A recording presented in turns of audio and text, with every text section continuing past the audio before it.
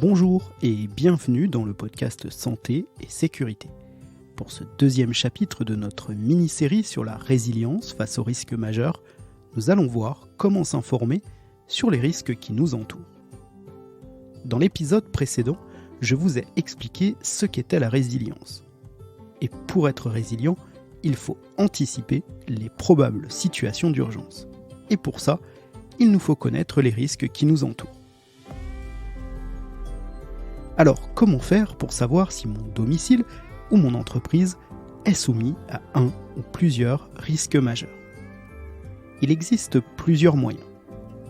D'abord, à l'échelon départemental, vous pouvez consulter le dossier départemental des risques majeurs.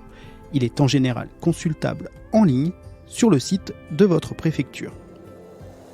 Dans ce document, on y trouve commune par commune tous les risques auxquels chaque ville est confrontée.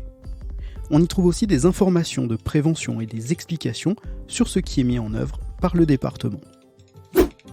À l'échelon communal, vous pouvez également consulter le DICRIM, le dossier d'information communale sur les risques majeurs.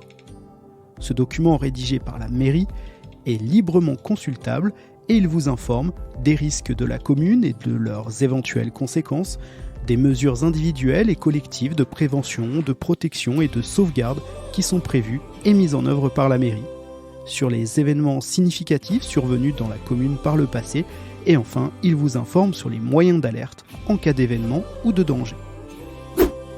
Dans un échelon plus petit encore, concernant votre logement, le vendeur ou le bailleur a entre autres l'obligation d'annexer au contrat de vente ou au contrat de location l'imprimé relatif à l'état des risques et pollutions.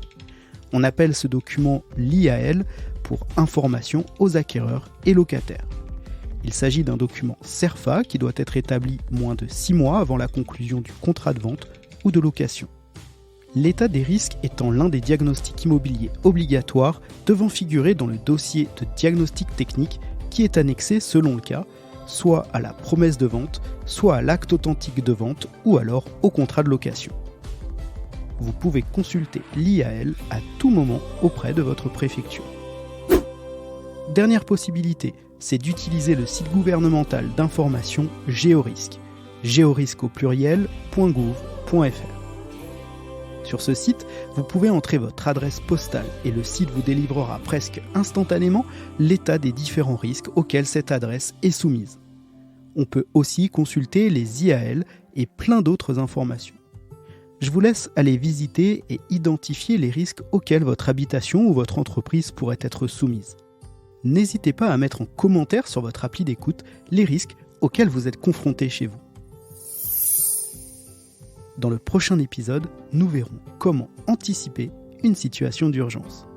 Je vous souhaite une belle journée.